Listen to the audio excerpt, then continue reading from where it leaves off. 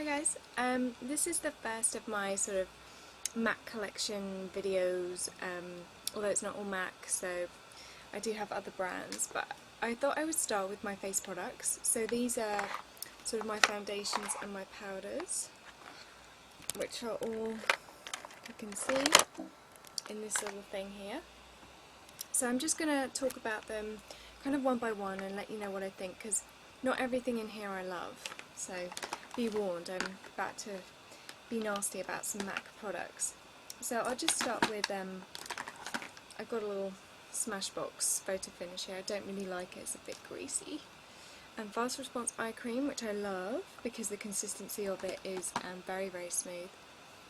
Revlon Skin Lights Face Illuminator in Natural Light, and also I've got Revlon Bare It All in Buff Love.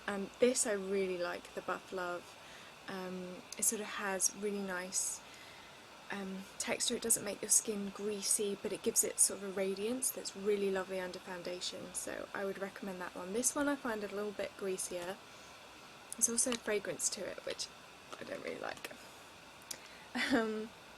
Okay, so I'll start with the concealers that I've got. I've got quite a few. These, except for one, are MAC, so I'll just start with the non-MAC, which is Makeup Forever Full Cover, and this is in number 6, and I would say if you're an NC25 or an NC30, this is a good colour for you. It is a really thick concealer, but if you can have a look, but it does blend quite well. The only thing I would say is under the eyes, if you are tired and you put it on under the eyes, because it is so thick, it can make your skin look kind of crepey and a little bit dehydrated, so use it sparingly is my advice. But I would say you can mix this with some moisturiser, or even with something like the Revlon product. Mix it in your hands, put it on your skin, and it would give you sort of like a tinted moisturiser kind of effect. It would probably look quite great actually. The other ones I've got, Select Moisture Cover in NW20, which is meant to be good for under the eyes because it's got pink in it or something. It neutralises any darkness in your eyes. I don't know. I was given this, not given it, I was recommended it by someone at MAC who said that it was a good colour for me. I'm not really sure about the consistency of these. I don't really think they last that long, the moisture covers. And then I've got a Studio Finish Concealer in NC30, which I've used quite a bit of. Sorry, it looks really gross. But this is very thick, so this is really for a particular area that might be really red, say around your nose, or for a blemish that you really want to cover up and you don't want anyone to see. The only thing I would say is it's quite drying, so if you're putting it on a blemish which is kind of healing and it's maybe a bit crusty, sounds gross, but come on, we all get them, this will only make it look worse. So in that case I'd recommend using something like Select Cover Up, because it's a bit more fluid and it won't kind of grip on to the nastiness and emphasise it. It will kind of just gently go over it so that you conceal the colour. The texture's still there, but you're not making the texture look worse, if that makes sense. This is really great. I think this could actually be used as a foundation, and I think I read on a forum that someone actually does use this as a foundation, because it comes in this tiny tube. I think it costs like £10–12 or something, but it is, even though it feels really light, it actually has a lot of coverage.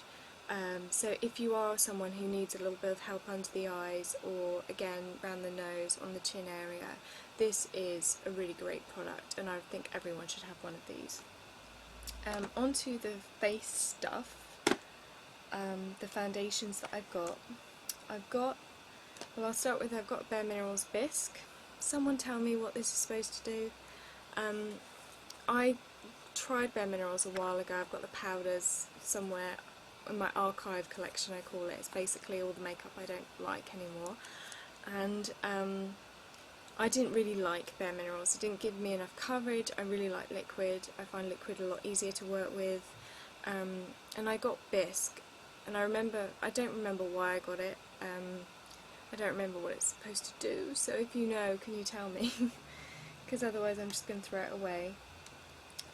I'll start with kind of the lightest coverage items first, and then I'll move on to the foundation that I'm using at the moment. So first of all, Laura Mercier's oil-free tinted moisturiser, and this is in nude. This constantly wins awards, this product, and I think I know why. Is unlike a lot of tinted moisturisers, it goes on and it gives you, yes, it gives you a bit of colour, but it also makes your skin look a certain consistency, and it does make your skin look glowing and healthy. And because it's oil-free, it's not going to irritate your skin. I mean, I do quite like this, but I never use it, if I'm honest. Not even on a Sunday. I'd rather just put on a bit of Select Cover-Up or a bit of foundation than this. And I think it's because psychologically I do think that this is not going to give me enough coverage, but I think it's actually pretty good. And if you're into tinted moisturisers, then definitely give this a go. Next thing is Select Tint, which I've got in NC30.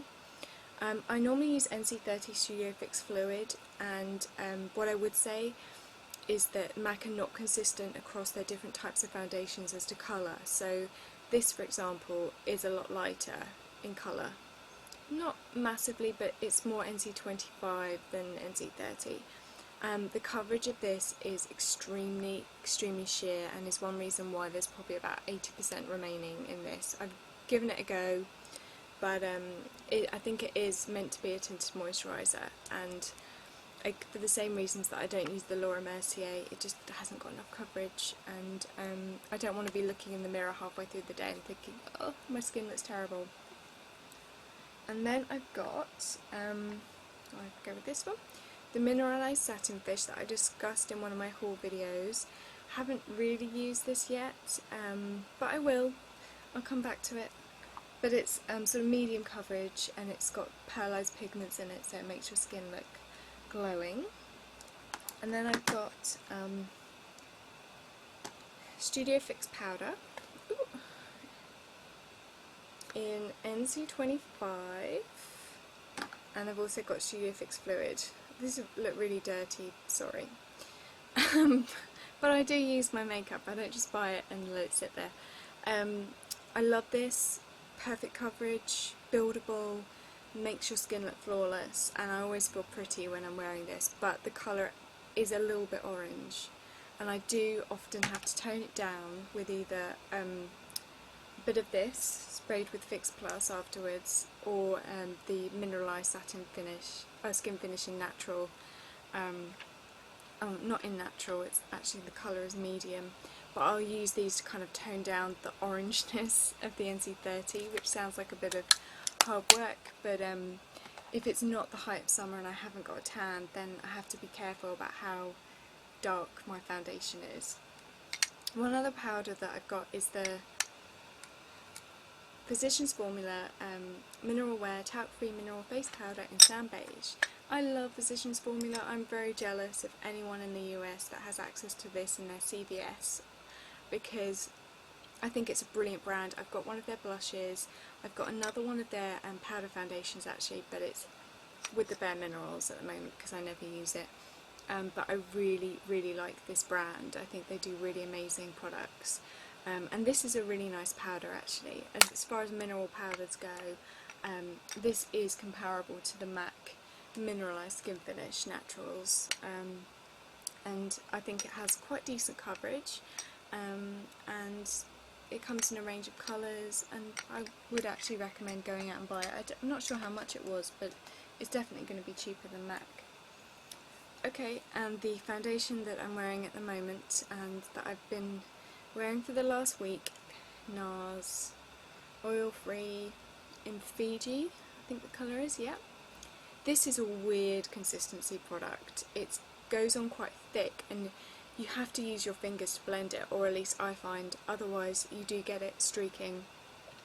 But what happens is, when it first goes on the skin, it looks really fake. It looks like you're wearing foundation. And then almost within minutes, it almost sinks into your skin.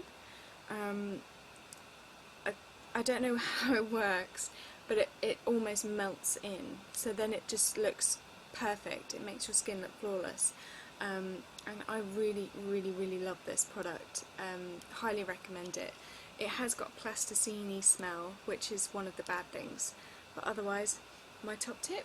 So there's my foundation collection. I'll probably move on to blushes and face sort of powders, contours next, but thanks guys.